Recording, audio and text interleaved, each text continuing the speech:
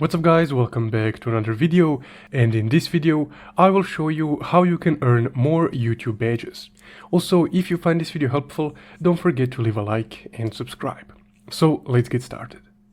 Now here on this Google Help page, they listed all the ways on how you can get badges on YouTube.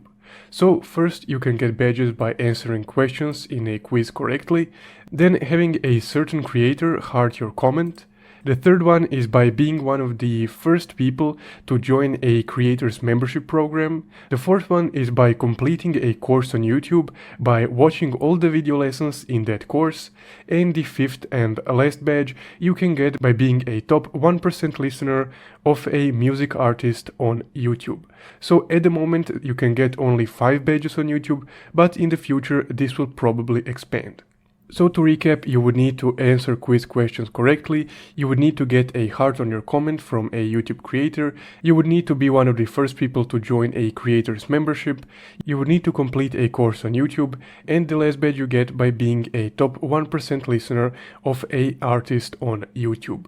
So that's guys how you can get more badges on YouTube currently, and in the future they will probably add more.